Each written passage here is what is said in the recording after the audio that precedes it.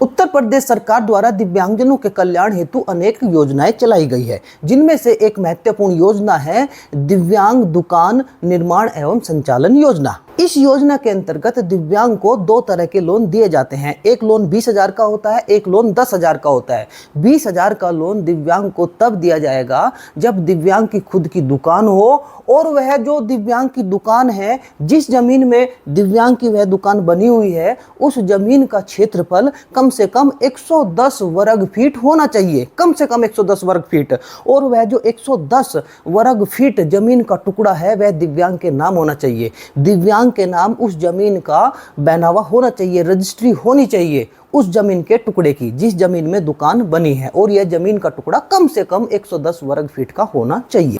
यह जो जमीन का टुकड़ा है दिव्यांग के परिवार में किसी सदस्य के नाम नहीं होना चाहिए, खुद दिव्यांग के नाम यह जमीन का टुकड़ा हो तो ही यह लोन दिव्यांग को दिया जाता है। और इस लोन के अंतर्गत 20,000 लोन के अंतर्गत दिव्यांग के पास पहले से अगर वह दुकान चला रहा है तो सामान खरीद कर अपना दुकान संचालन कर सकता है या अपनी दुकान बना सकता है। नए सिरे से शुरुआत करना चाहता है, उसमें सामान लाना चाहता है तो 20,000 रुपये का सामान खरीदकर अपनी दुकान बना सकता है, पहले से जो दुकान है उसे संचालित कर सकता है। और इसके अंतर्गत बहुत तरह के काम हो सकते हैं दिव्यांग के, जैसे वह अपनी परचून की दुकान खोल सकता है, वह अपनी जैसे टेलर का काम कर सकता है, वह सैलून का काम कर सकता है। जो भी 20,000 के अंतर्गत काम हो सकते हैं वह अपने काम कर सकता है, या पहले से कोई काम उसका चालू है उसमें आर्थिक मदद के लिए उन 20,000 रुपये का इस्तेमाल कर सकता है। लेकिन अगर वह जो जमीन का हिस्सा है दिव्यांग के नाम नहीं है, दिव्यांग के नाम उसका बैनावा नहीं है, दिव्यांग में परिवार का कोई सदस्य उसके नाम वह जमीन का टुकड़ा है, तो फिर उस स्थिति में दिव्यांग को 20,000 का लोन नहीं दिया जाएगा। उस स्थिति में फिर 10,000 का लोन दिव्यांग को दिया जाता है। या ऐसा भी हो सकता है कि अपनी ही जमीन हो वह टुकड़ा और किसी के नाम न हो। अक्सर गाँव में देखा जाता है कि जो जमीन होती है वह रजिस्टर्ड नहीं होती, वैसे ही पुश्तैनी जमीन होती है, वह किसी का उस पर बैनावा नहीं होता, तो भी उस स्थिति में 20,000 का लोन नहीं दिया जाएगा, 10,000 का ही लोन दिया जाता है। ऐसा भी हो सकता है कि दिव्यांग ने कोई किराए की दुकान ली हो और वह वहां अपना काम कर रहा हो, तो फिर उस स्थिति में भी 10,000 का लोन दिया जाता है। तो इस तरीके से अगर दिव्यांग के खुद के नाम जमीन है जहां दुकान बनी है तो 20,000 का लोन, और अन्य जितनी भी स्थिति है 10,000 का लोन दिया जाता है। इसके अलावा कुछ ऐसे भी काम हो सकते हैं, जैसे आप देख रहे हैं खोका। अगर कोई दिव्यांग कहीं सड़क किनारे या अपनी ज़मीन में कुछ इस तरीके का खोलना चाहता है तो भी खोका खरीदने के लिए, उसे संचालित करने के लिए दिव्यांग को 10,000 का लोन दिया जाता है।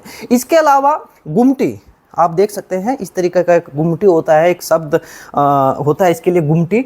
इस पर आप देख सकते हैं चिप्स वगैरह के पैकेट रखे हैं, टॉफ़ी वगैरह कुछ इस तरीके का, चाय वगैरह भी इन गुमटी पर बनती है। तो अगर इस तरीके का काम अपना दिव्यांग करना चाहता है तो उसके लिए भी उसे 10,000 का लोन मिल जाता है। इसके अलावा जैसे कोई हथ ठेला होता है जो हाथ से चलाया जाता है, अगर कोई ऐसा हथ ठेला लेकर अपना काम करना चाहता है, फल बेचना चाहता है घूम कर, जिसको फेरी वाला बोलते हैं, या कोई फिक्स स्थायी जगह वह रखकर फल बेचना चाहता है, इस तरीके से भी उसको 10,000 का लोन दिव्यांग को मिल जाएगा। और इसमें आप देख सकते हैं हथ ठेला की जगह ऐसे कोई उसने अपना कोई ऐसा रिक्शा वगैरह कुछ बनाया है, देखते होंगे आप मार्केट में कुछ लोग इस तरीके का काम करते हैं, ऐसे बनाकर उसको चलाते हैं।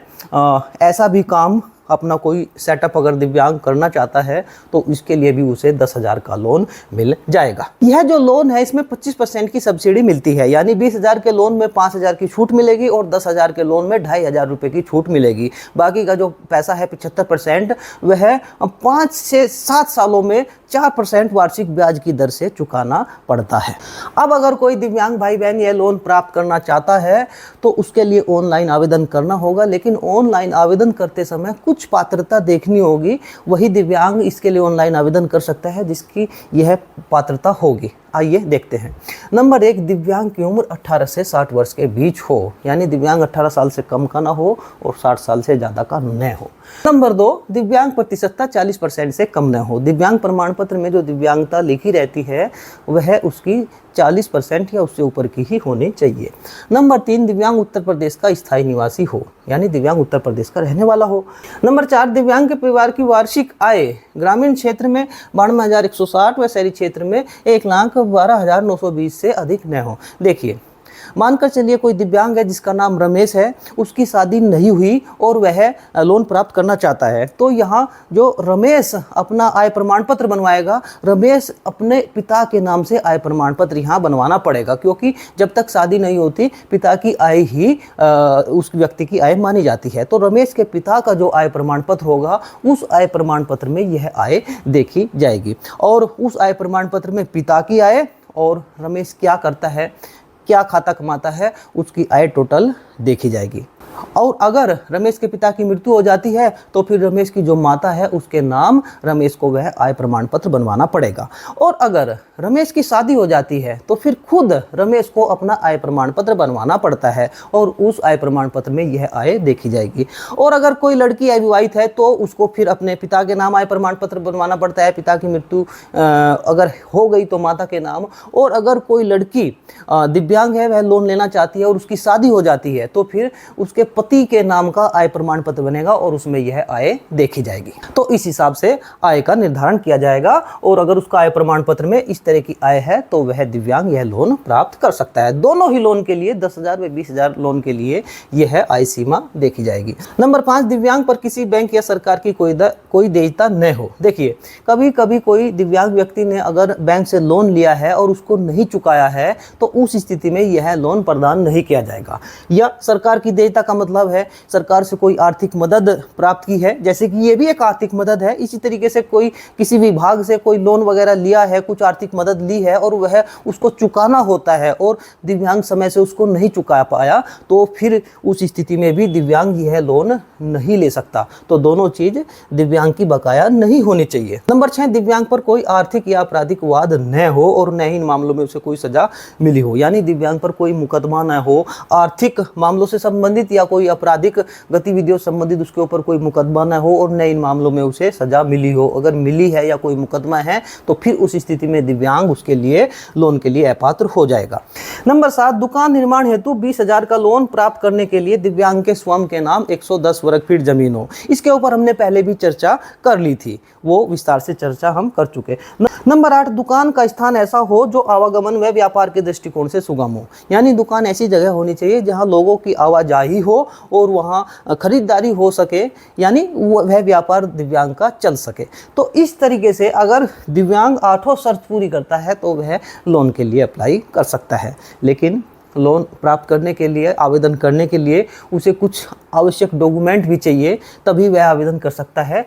अब वे डॉक्यूमेंट क्या क्या होंगे इसके ऊपर हम चर्चा करते हैं। नंबर 1, दिव्यांग का आधार कार्ड, दिव्यांग के पास आधार कार्ड होना चाहिए। नंबर 2, दिव्यांग प्रमाण पत्र, दिव्यांग के पास दिव्यांग प्रमाण पत्र हो। दिव्यांग प्रमाण पत्र इस तरीके से दिखता है, आप देख सकते हैं, यह ऑफलाइन प्रकार का दिव्यांग प्रमाण पत्र है। दिव्यांग के पास ऐसा प्रमाण पत्र होना चाहिए, आप देख सकते हैं। यह ऑनलाइन प्रकार का भी दिव्यांग का बनने लगा है। दोनों में से कोई एक दिव्यांग प्रमाण पत्र दिव्यांग के पास हो, क्योंकि यह अपलोड करना पड़ता है। इसके अलावा नंबर 3, यूडी आईडी कार्ड, दिव्यांग का यूडी आईडी कार्ड भी अब बनना शुरू हो गया है। आप देख सकते हैं दिव्यांग का इस तरीके का यूडी आईडी कार्ड होता है, यह भी दिव्यांग के पास होना चाहिए। फिर आगे, अच्छा, अगर किसी दिव्यांग व्यक्ति के पास दिव्यांग प्रमाण पत्र या यूडी आईडी कार्ड नहीं है तो ये कैसे बनेंगे दिव्यांग प्रमाण पत्र या यूडी आईडी कार्ड, यहाँ तो मैं नहीं बताऊंगा डिटेल से क्योंकि वीडियो लंबी हो जाएगी। अगर कोई दिव्यांग इसके बारे में जानना चाहता है तो मुझसे अलग से बात कर सकता है, मैं लास्ट में नंबर दूंगा, उस नंबर पर बात कर सकता है। मैं बता दूंगा कि कैसे कैसे ये बनते हैं, यूडी आईडी या दिव्यांग प्रमाण पत्र आप बनवा सकते हैं। नंबर 4, आय प्रमाण पत्र, दिव्यांग के पास आय प्रमाण पत्र भी होना चाहिए। आय प्रमाण पत्र इस तरीके का दिखता है, यह तहसीलदार के कार्यालय से निर्गत होता है और आप देख ले कि जारी करने का दिनांक क्या है, क्योंकि 3 साल से पुराना यह होना नहीं चाहिए। इसकी 3 साल की लिमिट होती है। अगर किसी की दिव्यांग के पास पुराना है यह, तो वह अपना नया बनवा ले। इसके लिए ऑनलाइन आवेदन होता है। अगर दिव्यांग के पास नहीं है तो अलग से मुझसे बात कर ले। और यह किसके नाम बनेगा, अगर दिव्यांग की शादी नहीं हुई है तो उसके पिता के के नाम बनता है, पिता की मृत्यु हो गई तो माता के नाम बनता है, और अगर दिव्यांग की शादी हो गई तो फिर खुद दिव्यांग के नाम यह आय प्रमाण पत्र बनता है, और लड़की के मामले में उसके पति के नाम यह आय प्रमाण पत्र बनता है अगर उसकी शादी हो जाती है। अगर शादी नहीं होती तो फिर माता पिता के नाम बनता है। तो यह आय प्रमाण पत्र भी दिव्यांग बनवा ले। आप देख सकते हैं इस पे लिखा है, यह प्रमाण पत्र जारी होने की दिनांक से 3 वर्ष तक ही मान्य होता है। तो इस तरीके का ऑनलाइन आय प्रमाण पत्र भी दिव्यांग के पास होना चाहिए। नंबर 5, निवास प्रमाण पत्र। दिव्यांग के पास यह निवास प्रमाण पत्र भी होना चाहिए। यह ऑनलाइन जारी होता है, यह उप जिलाधिकारी कार्यालय द्वारा ऑनलाइन जारी होता है। यह इस तरीके का दिखता है, आप देख सकते हैं। अगर किसी दिव्यांग के पास यह नहीं है तो वह अपना बनवा ले। नंबर 6, जाति प्रमाण पत्र। जाति प्रमाण पत्र इसमें अनिवार्य नहीं है। हालांकि कोई दिव्यांग अगर इसमें अटैच करना चाहता है हार्ड कॉपी के साथ कर सकता है, क्योंकि इसमें जाति भरनी पड़ती है। क्या जाति है, SC ST OBC जनरल वगैरह भरना पड़ता है, लेकिन यह अपलोड नहीं होता। लेकिन दिव्यांग इसको हार्ड कॉपी के साथ जमा करा सकते हैं। Number 7, bank passbook. दिव्यांग के पास बैंक पासबुक भी होनी चाहिए, क्योंकि फॉर्म भरते समय बैंक का खाता नंबर, FSC वगैरह सारी डिटेल भरी जाती है, और यह जो अकाउंट है दिव्यांग का सिंगल अकाउंट होना चाहिए। नंबर 8, बैंक या सरकार की कोई देयता न हो और न ही कोई आर्थिक वाद या अन्य वाद हो और न ही सजा मिली हो, इस हेतु 10 रुपये के स्टाम्प पर जिला दिव्यांग सशक्तिकरण अधिकारी के नाम से शपथ पत्र। देखिए, पहले मैंने आपको बताया था कि दिव्यांग के पास किसी बैंक की या सरकार की देयता न हो, कोई उसके ऊपर लोन बकाया न हो, सरकार का कोई उसने मदद लिया हो वह भी बकाया न हो, या कोई उसके ऊपर मुकदमा न हो, न कोई सजा मिली हो इन मामलों में। तो इन सब बातों को प्रूव करने के लिए दिव्यांग को एक शपथ पत्र बनवाना पड़ेगा। यह शपथ पत्र 10 रुपये के स्टाम्प पर बनवाया जाता है, और यह जो शपथ पत्र होगा यह जिला दिव्यांगजन सशक्तिकरण अधिकारी के नाम से बनेगा। आप इसको देख सकते हैं, मैं आपको दिखाना चाहूँगा इस तरीके का एक 10 रुपये के स्टाम्प पर। मैं उदाहरण के तौर पर आपको दिखाना चाहता हूँ। देख सकते हैं, यह 10 रुपये के स्टाम्प पर है, और जिला दिव्यांगजन सशक्तिकरण अधिकारी इसमें लिखा है। इन अधिकारी के नाम यह है, शपथ बनेगा शपथ पत्र, और इसमें वो सब बातें लिखी होती है, आप देख सकते हैं। इसमें हालांकि 1-2 चीज़ इसमें नहीं लिखी शपथ पत्र में, वह भी आप लिखवा लीजिए।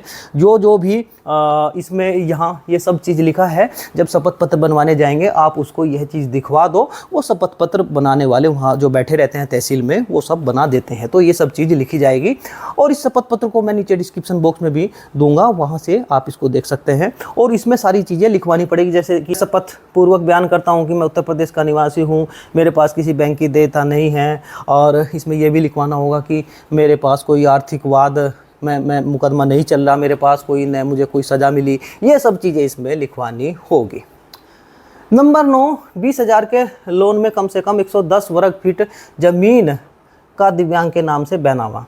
देखिए, अगर दिव्यांग 20,000 का लोन प्राप्त करना चाहता है तो जो ज़मीन है, जिस ज़मीन में दुकान है, उस ज़मीन की जो क्षेत्रफल है कम से कम 110 वर्ग फीट होना चाहिए, और इस ज़मीन का दिव्यांग के पास बैनामा या रजिस्ट्री हो। तो वो जो बैनामा या रजिस्ट्री है वो भी दिव्यांग को अपलोड करना पड़ेगा फॉर्म भरते समय, तो वो भी यहाँ एक ज़रूरी डॉक्यूमेंट होगा। नंबर 10, दिव्यांगता प्रदर्शित करने वाला दिव्यांग का पासपोर्ट साइज फ़ोटो। दिव्यांग इसमें जो फॉर्म भरते समय फ़ोटो अपलोड करेगा उसमें उसकी दिव्यांगता दिखाई देती हो पासपोर्ट साइज फ़ोटो में, एक ऐसा पासपोर्ट साइज फ़ोटो भी दिव्यांग के पास होना चाहिए। हाथ की पैर की दिव्यांगता अगर दिखाई दे रही है तो पूरे शरीर का फ़ोटो दिव्यांग को खिंचवाना होगा जिसमें उसकी दिव्यांगता दिखाई दे। नंबर 11, दिव्यांग का मोबाइल नंबर। दिव्यांग के पास एक स्थायी मोबाइल नंबर हो, जो वह अपना मोबाइल नंबर न बदले कभी, इस तरीके का मोबाइल नंबर भी उसमें फॉर्म भरते समय फीड करना होगा। तो इस तरीके से दिव्यांग के पास ये सारे डॉक्यूमेंट होने चाहिए, और जब वह फॉर्म भरेगा तो इन सारे डॉक्यूमेंट को वह स्वयं प्रमाणित कर ले, सेल्फ अटेस्टेड कर ले, अपना नाम लिख ले, उनके ऊपर हस्ताक्षर कर ले। अगर कोई दिव्यांग पढ़ा लिखा नहीं है तो अपना अंगूठा लगा ले, स्वयं प्रमाणित कर ले, और स्वयं प्रमाणित करने के बाद ही फॉर्म भरते समय अपलोड दिव्यांग को करने होंगे। अब अगर सारे डॉक्यूमेंट दिव्यांग के पास है, वह फॉर्म कैसे भरेगा, आइए देखते हैं क्या साइट है और कैसे कैसे आवेदन करने का तरीका है। इसके लिए गूगल करेंगे, दिव्यांगजन दुकान आप गूगल करेंगे, सर्च करेंगे। जैसे इसको सर्च करेंगे तो इस तरीके से नीचे आ जाएगा, आप देख सकते हैं। यह है दिव्यांगजन दुकान .upsdc.gov.in, यह इसकी ऑफिशियल साइट होती है, आप देख सकते हैं। और जो यह लिंक है यह नीचे डिस्क्रिप्शन बॉक्स में मैंने दिया है, इस पर डायरेक्ट जाएंगे तो फॉर्म खुल जाएगा भरने के लिए। तो यहाँ अब इस पर यहाँ क्लिक करेंगे दिव्यांगजन सशक्तिकरण विभाग पर, तो इस तरीके से पेज खुलकर आ जाएगा। फिर यहाँ पंजीकरण आवेदन करने हेतु क्लिक करें, इस पर क्लिक करेंगे, ऐसे पेज खुलेगा। फिर न्यू एंट्री फॉर्म पर यहाँ क्लिक करेंगे, ऐसे पेज खुलेगा। फिर जब इसमें नीचे जाएंगे तो यहाँ से फॉर्म भरना शुरू हो जाएगा। यहाँ जनपद का नाम सेलेक्ट करेंगे, पूरे जनपद खुलकर आ जाएंगे और यहाँ भर देंगे। फिर मान कर चलिए वह दिव्यांग शामली का रहने वाला है, तो फिर शामली में वह ग्रामीण क्षेत्र का है, शहरी क्षेत्र का, जैसे इस पर क्लिक करेंगे तो ग्रामीण या नगरीय आ जाएगा, उस पर ग्रामीण सेलेक्ट कर लेंगे। अगर ग्रामीण का है तो फिर यहाँ ब्लॉक गाँव सब खुलकर आ जाएगी। अगर शहरी का है तो वार्ड वगैरह खुलकर आ जाते हैं। बहुत ही आसान है, आप इसको आसानी से भर सकते हैं। फिर जब आगे बढ़ेंगे ब्लॉक गांव डाकघर वगैरह सब इसमें भर देंगे। फिर इसके बाद जो ग्राम पंचायत न्याय पंचायत है, गांव की 4-5 गांव को मिलकर एक न्याय पंचायत बनती है, वो यहाँ न्याय पंचायत भर देंगे। फिर यहाँ आवेदक का नाम क्या है, दिव्यांग का नाम यानी भरा जाएगा। यहाँ उसके पिता या पति का नाम, पिन कोड, पूरा पता भर देंगे, लिंग यहाँ भर देंगे। और फिर जो पासपोर्ट साइज़ फ़ोटो होता है वो यहाँ अपलोड कर देंगे। और देखिए यहाँ जो पासपोर्ट साइज़ फ़ोटो होगा और उस फोटो की जो KB है 20 KB से ज़्यादा का नहीं होना चाहिए। वो शुरुआत में यहाँ लिखा भी है, आप देख सकते हैं, ये लिखा है, देख सकते हैं, 20 KB से ज़्यादा का फोटो नहीं होना चाहिए। और अन्य जो डॉक्यूमेंट है उनकी PDF अपलोड करनी होगी, और जो वह PDF होगी वह 80 KB से ज़्यादा की नहीं होनी चाहिए। तो यहाँ फ़ोटो अपलोड कर लेंगे। फिर फोटो अपलोड हो जाएगा, उसके बाद में यहाँ श्रेणी भरी जाएगी। श्रेणी यानी SC ST OBC जनरल जो भी है, यहाँ इस पर क्लिक करेंगे तो श्रेणी भर लेंगे। फिर जन्म तिथि, आधार कार्ड में जो हमारी जन्म तिथि है उसको यहाँ भर देंगे। फिर जन्म तिथि के लिए जो डॉक्यूमेंट है अपलोड करेंगे, यहाँ चूज फाइल करके आधार कार्ड अपलोड कर देंगे। उसके बाद पहचान प्रमाण पत्र, पहचान प्रमाण पत्र पर जैसे ही क्लिक करेंगे तो 3 डॉक्यूमेंट निकल कर आएंगे। या तो आपके पास वोटर ID कार्ड होना चाहिए, हाई स्कूल की मार्कशीट होनी चाहिए, और ये नहीं है तो UD ID कार्ड होना चाहिए।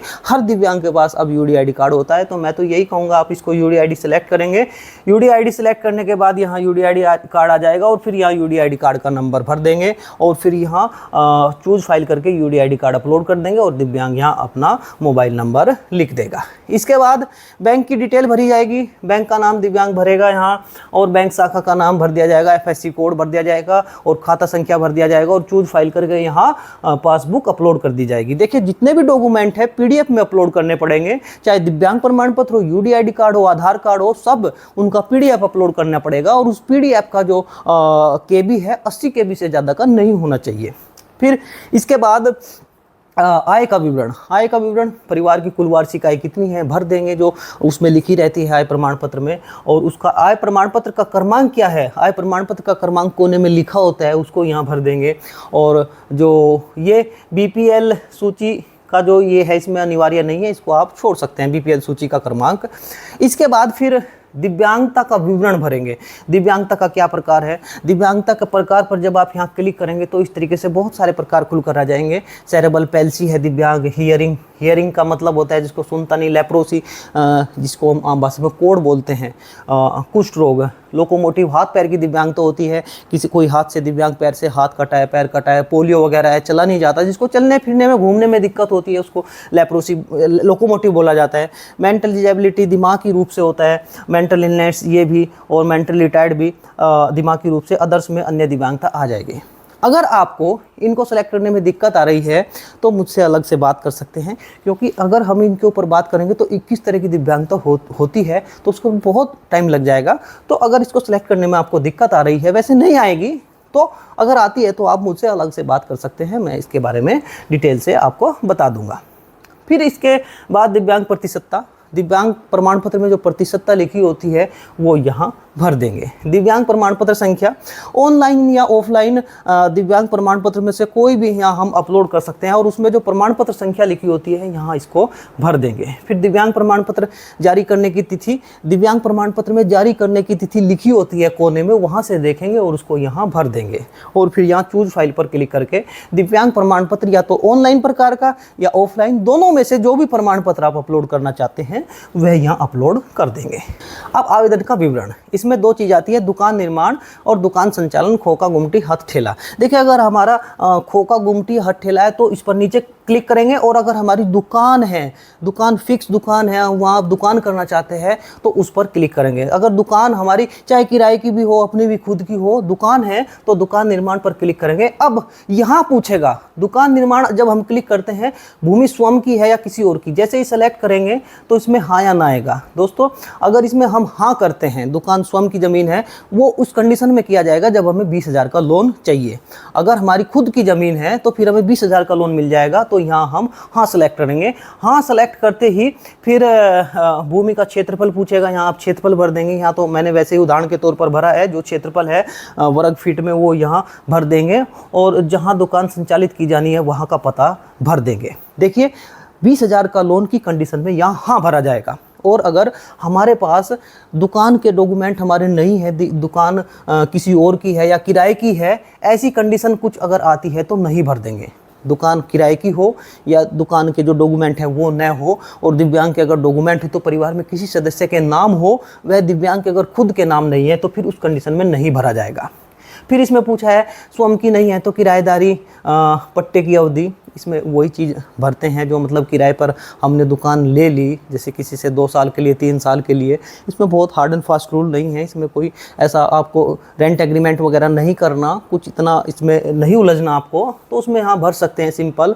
5 साल से कम मत भरिए, 5 साल 6 साल इसको यहाँ भर दीजिए और यहाँ उसका पता भर दीजिए।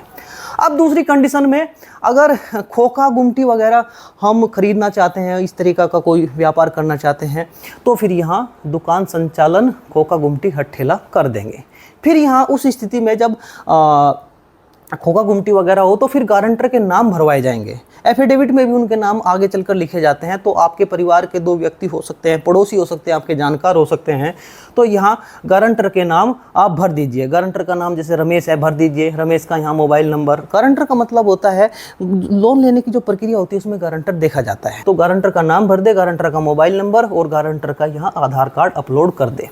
यहाँ गारंटर का जो आधार कार्ड नंबर है वह भर दे और खोखा गुमटी का क्षेत्रफल भर दे। खोखा गुमटी जितनी भी जगह में रखी जाएगी उसका यहाँ क्षेत्रफल वगैरह भर दे। फिर इसके बाद यहाँ घोषणा करनी होगी और यहाँ कैप्चा भरना होगा और इसको सेव कर देना होगा। सेव करने के बाद इस तरीके से पंजीकरण संख्या 1 हमें प्राप्त हो जाएगी। फिर इसको हम कॉपी कर लेंगे। कॉपी करने के बाद फिर दोबारा बाहर आएंगे और यहाँ जो लिखा है आवेदन करने हेतु नीचे क्लिक करें, इस पर क्लिक करेंगे। क्लिक करने के बाद अब की बार हम यहाँ लिखा है एडिट सेव फॉर्म या फाइनल सबमिट, इस पर जैसे ही क्लिक करेंगे तो इस तरीके से हम यहाँ सेलेक्ट करेंगे। सेलेक्ट करने के बाद दुकान निर्माण संचालन आ जाएगा, इस पर क्लिक करेंगे और फिर जनपद का नाम भरेंगे। रजिस्ट्रेशन नंबर जो हमने कॉपी किया था उसको पेस्ट कर देंगे, कैप्चा भरेंगे और यहाँ इस पर सर्च कर देंगे। सर्च करते ही इस तरीके से हमारा पेज खुलकर आ जाएगा। इसमें हम जो चाहे एडिट भी कर सकते हैं या इसको फाइनल सबमिट कर सकते हैं। अभी फ़िलहाल इसमें एडिट का भी ऑप्शन है, अगर कुछ इसमें अधूरा है तो उसको एडिट कर लीजिए और नहीं तो अगर सब कुछ ठीक ठाक है इसको फाइनल सबमिट कर दीजिए। जैसे ही कैप्चा भर के फाइनल सबमिट करेंगे इस तरीके से हमारे सामने इसका फॉर्म पूरा खुलकर आ जाएगा। देख सकते हैं आप इसको जूम करके, इस तरीके से हमारा दिख रहा है सामने। एप्लीकेशन फॉर्म फाइनली सबमिट हो गया और दिव्यांग कल्याण अधिकारी के लॉगिन पर यह दिखने लगा। इस तारीख में हमारा फॉर्म भरा गया, यहाँ हमारा फ़ोटो वगैरह आ जाएगा। फिर हमें इसका प्रिंट आउट निकलवा लेना होगा और जो भी इसमें डॉक्यूमेंट अपलोड किए उन सब को भी इसके साथ में लगाकर दिव्यांग कल्याण अधिकारी के कार्यालय में जमा कर देना होगा। हालांकि यह प्रिंट आउट और हार्ड कॉपी अनिवार्य नहीं है दिव्यांग कल्याण विभाग में जमा करानी, लेकिन कभी कभी ऐसा होता है कुछ चीज़ें हमने अपलोड की है वो सही से दिखाई नहीं देती, तो अगर आप सभी डॉक्यूमेंट वहाँ जमा कर देंगे तो ठीक है, वो वेरिफिकेशन हो जाता है फॉर्म का, कोई धुंधली चीज़ ना हो तो आप इसको जमा कर सकते हैं। अब फॉर्म भरने के बाद चूंकि यह योजना लक्ष्य परक होती है, हर जिले को टारगेट मिला होता है कि इतना आपका टारगेट है, आपके जनपद में इतना लोन दिया जाएगा। तो कभी कभी ऐसा होता है कि बहुत ज़्यादा आवेदन आ जाते हैं तो फिर आपका इंटरव्यू भी लिया जा सकता है। आपको बुलाया जाएगा, आपसे पूछा जाएगा कि आप क्यों लोन लेना चाहते हैं, किस वजह से, क्या कारण है आपको लोन की आवश्यकता है। तो वहाँ देखा जाएगा कि वाकई आपको लोन की आवश्यकता है, तो वहाँ इंटरव्यू लिया जाएगा और फिर आपको सेलेक्ट किया जाएगा। अच्छा, इसमें किसी ने कोई डिग्री वगैरह डिप्लोमा वगैरह किया है, ITI वगैरह का किया है, तो फिर उन लोगों को इसमें प्राथमिकता दी जाती है। उस कंडीशन में इंटरव्यू लिया जाता है जब आवेदन अधिक जाते हैं, और अगर आवेदन अधिक नहीं जाते, टारगेट या टारगेट से कम जाते हैं, तो स्वीकार कर लिए जाते हैं। तो उसमें आपका चयन कर लिया जाता है, और चयन करने के बाद फिर वहाँ से आपको कॉल आएगा दिव्यांग कल्याण विभाग की तरफ से। फिर जब फाइनली आपका फॉर्म भेज दिया जाएगा लखनऊ, वेरीफाई हो जाएगा, उसके बाद जब बेनिफिशियरी बनेगी, जब लास्ट मोमेंट आएगा पैसा आपको ट्रांसफ़र करने के लिए, उससे पहले आपसे एक एफिडेविट लिया जाएगा। अगर आप 20,000 रुपये का लोन लेना चाहते हैं तो आपसे 600 रुपये का एक एफिडेविट बनवाया जाएगा, और अगर आप 10,000 रुपये का लोन लेना चाहते हैं तो 320 रुपये का एक आपसे स्टाम्प पर एफिडेविट लिया जाएगा। आप देख सकते हैं उत्तर प्रदेश सरकार का एक शासनादेश है, उसमें यह सब लिखा है। तो यह एफिडेविट क्या होगा मैं आपको दिखाना चाहूँगा। इसके प्रारूप होते हैं। अगर दुकान आपकी खुद की है, आपके दुकान के जो डॉक्यूमेंट है दिव्यांग के नाम है, तो इस परिशिष्ट देख सकते हैं इस प्रारूप पर, यह प्रारूप नीचे डिस्क्रिप्शन बॉक्स में मैंने दिया है, वहाँ इसका लिंक है, आप जाकर देख सकते हैं। सेम टू सेम इसी तरीके के प्रारूप पर आप एफिडेविट बनवा सकते हैं। यहाँ दिव्यांग का फोटो लगा होगा, आप देख सकते हैं। दुकान निर्माण क्रिया हेतु यह 20,000 का लोन है, इसमें यह सब चीज़ें लिखी होती है। आप सेम टू सेम इस तरीके का एफिडेविट बनवा सकते हैं। और इसमें लास्ट में जो गारंटर होते हैं, साक्षी होते हैं, उन 2 आदमियों के भी इसमें हस्ताक्षर होंगे इस लोन में, 20,000 वाले में। तो यहाँ इस तरीके से इसको भर देना होगा। और अगर दुकान किराए पर ली है, किसी किराए की दुकान पर दिव्यांग 10,000 का लोन चाहता है, तो फिर इसके लिए परिशिष्ट 3 होता है। आप देख सकते हैं दुकान किराए पर जो दुकान का स्टैंप होगा वो इस तरीके का होगा, आप इसको देख सकते हैं। ये पूरा का पूरा आप यहाँ से इस तरीके से बनवा सकते हैं, इसको मैं नीचे डिस्क्रिप्शन बॉक्स में भी दूंगा। और अगर खोखा गुमटी के लिए 10,000 का लोन चाहिए तो उसका प्रारूप यह इस तरीके का हो सकता है। और यहाँ मैं एक आपको दिखाऊंगा उदाहरण के तौर पर, ये 320 10,000 रुपये के लोन वाला एक स्टाम्प है, एक व्यक्ति का है। इसको मैंने यहाँ ब्लर किया है, आप देख सकते हैं इसकी भाषा वगैरह क्या है। इस तरीके से इसमें सब कुछ लिखा है। यहाँ साक्षी के हस्ताक्षर वगैरह इसमें होते हैं। यह एक किस्म से बॉन्ड होता है। जिला दिव्यांग सशक्तिकरण अधिकारी और जो लोन लेने वाला दिव्यांग है उनके बीच एक अनुबंध पत्र होता है, यह जमा कराना अनिवार्य होता है। इसको मैं नीचे डिस्क्रिप्शन बॉक्स में भी दूंगा, वहाँ इसको आप देख सकते हैं और इसको बनवा सकते हैं। और बनवाने के बाद दिव्यांग कल्याण विभाग में कार्यालय में यह स्टाम्प आपको जमा कर देना होगा। अब आप जमा कर देंगे तो फिर उसके बाद चूंकि अब ये आपको लोन कुछ दिनों बाद मिल जाएगा, इसका क्या स्टेटस है, स्टेटस भी आप उसी तरीके से देखते हैं। पंजीकरण पर क्लिक करें और फिर इसमें यहाँ जाएंगे, नीचे इसमें जाएंगे और यहाँ स्कीम वगैरह डालेंगे, जनपद रजिस्ट्रेशन नंबर डालेंगे और इस तरीके से यह स्टेटस खुलकर आ जाता है। यहाँ जो भी स्टेटस होता है वह दिख जाता है आपको, स्टेटस आप इसका देख सकते हैं। अब कुछ समय बाद यह लोन आपको प्राप्त हो जाएगा। अगर जो 20,000 वाला लोन है उसकी 10,000 की एक किस्त प्राप्त होगी और दूसरी किस्त 10,000 की प्राप्त होगी। और इसी तरीके से जो 10,000 वाला लोन है उसके 7,500 रुपये एक जगह प्राप्त होंगे और 2,500 रुपये एक जगह आपको प्राप्त होंगे, यानी वह 2 जगह आपको प्राप्त होंगे। अब लोन आपको प्राप्त हो गया, आपका काम शुरू हो गया। अब आपको यह पैसा कैसे भरना होगा, इसके बारे में बहुत से दिव्यांग पूछते हैं, तो हम इसको देखते हैं। अगर जो 20,000 का आपका लोन है, 20,000 का लोन आपको मिला है, तो जब 20,000 के लोन का पूरा पैसा आपको मिल जाएगा, उसके 1 साल बाद, देखिए आप देख सकते हैं, प्राप्त होने के 1 वर्ष बाद 500 रुपये की 30 एक समान किस्त, 500 रुपये आपको हर तीसरे महीने 500 की किस्त भरनी होगी और 30 समान किस्तों में आपको भरना होगा, यानी इसमें 5-6 साल का आपको समय मिला होता है। यह आप इसको पढ़ ले, समझ ले, भर दे। और इसमें 15,000 ही आपको पैसा जमा करना होता है, जो मूलधन होता है। 5,000 की इसमें छूट मिलेगी। 15,000 रुपये आप 30 समान किस्तों में भर देंगे हर तीसरे महीने 500 रुपये के हिसाब से। और जब यह 15,000 रुपया भरा जाएगा, उसके बाद जो ब्याज बैठा है 15,000 रुपये पर 4% वार्षिक ब्याज की दर से, वह आप बाद में भरेंगे, 5-6 साल बाद वह भरेंगे। और वह 24 किस्तों में, हर महीने जो आपका बैठा है ब्याज, हर महीने 24 समान किस्तों में भरना होगा। अब इसके बाद अन्य है दोस्तों, आप इसको देख सकते हैं, पढ़ सकते हैं। जो दुकान किराए पर हम लेते हैं उसके लिए 500 समान किस्तों में भरेंगे और फिर वो 15 समान किस्तों में, खोखा गुमटी का नीचे लिखा हुआ है। तो इस तरीके से यह आपको पैसा भरना होगा, चुकाना होगा। और यह जो पैसा भरना चुकाना पड़ता है, यह इसके लिए भी एक व्यवस्था है। चालान के माध्यम से आप देख सकते हैं, यह एक चालान है, आप इस नीचे मैं डिस्क्रिप्शन बॉक्स में भी दिया है। यह जो चालान है, यह मूलधन भरने के लिए, जो मूलधन भरेंगे उसके लिए चालान अलग होता है, उसका शीर्षक अलग होता है। उसमें वो दिव्यांग कल्याण अधिकारी कार्यालय में आप जा सकते हैं या बैंक में जा सकते हैं। दिव्यांग कल्याण अधिकारी कार्यालय में जाकर इसको आप भरवा सकते हैं। इस तरीके से भरा जाएगा, बैंक का नाम वगैरह लिख देंगे, बैंक वाले भी इसको भर देते हैं और इसको फिर आपको यह तैयार कराकर या तो दिव्यांग कल्याण विभाग में इसको जमा कर दीजिए चालान को, वो बैंक में जमा कर देंगे, या डायरेक्ट इसको बैंक में जमा कर सकते हैं। यह पैसे और चालान भरकर बैंक में आपको दे देना होगा। और जो ब्याज अदायगी वाला, जो ब्याज वाला पैसा है, उसका चालान अलग होता है, उसका शीर्षक अलग होता है। तो इस तरीके से यह पैसा आप भर देंगे।